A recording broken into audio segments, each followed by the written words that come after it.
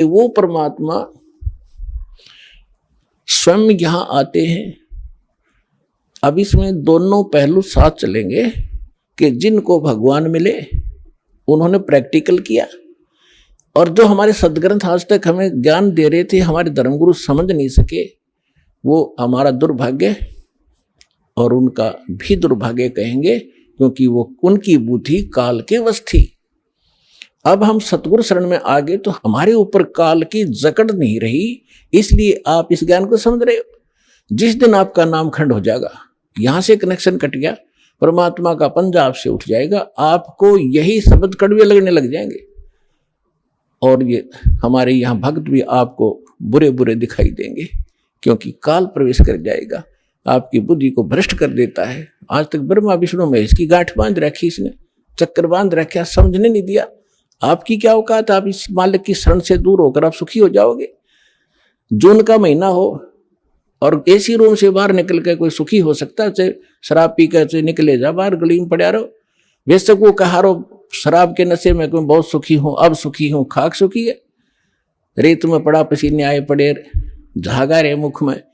तो ऐसी दशा उन लोगों की जो भगवान से दूर हटकर इस काल के खेमे में खेल खेल रहे हैं। चाहे वो भक्ति कर रहे हैं, वो भक्ति भी नकली, या संसारिक सुख प्राप्त करने के लिए वो को प्रयास कर रहे हैं, क्योंकि इस काल की साधना से सुख हो ही नहीं सकता। सुख होगा तो इस परमात्मा की ही रजा से, इस साधना से होगा। आदरणीय गरीबदास साहिब जी ने प्रैक्टिकल बताया कि अजब नगर में ले गए हमको सतगुरु आने, अजब नगर में ले गए हमको परमेश्वर आने। आन माने आके, अजब नगर में ऐसे अजब कमाल के लोक में लेके गए भगवान मुझे खुद आकर के, और झलके बिंब अगाध गति हम सूते चादर ताड़े। अजब नगर में ले गए हमको सतगुरु आन, यानी वो सतगुरु भी हैं, वो भगवान भी हैं। जो सतगुरु होता है, सच्चा ज्ञान जो देता है भगवान ही देता है, भगवान ही सच्चा ज्ञान दे सकता है। तो उनको सीधे भगवान मिले थे, सतगुरु कहो चाहे परमेश्वर का। अजब नगर में ले गए हमको परमेश्वर आने, आन माने आके, ये हमारी देसी भाषा हरियाणा की लैंग्वेज में देखा ग्रंथ है।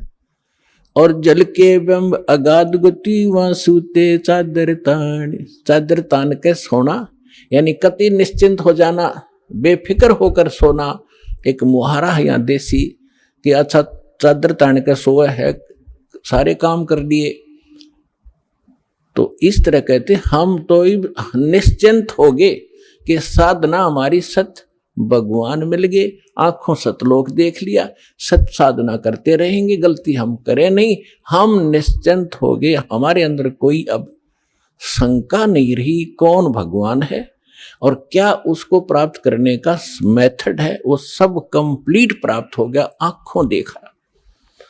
तो दास आपको इतना ही दृढ़ करना चाहता है। देखो, माता पिता अपनी बिटिया का विवाह करते हैं तो वो जाकर लड़के वाले का घर भी देखते हैं, उसकी प्रॉपर्टी से भी परिचित होते हैं, अन्य थर्ड पर्सन से भी पूछते हैं।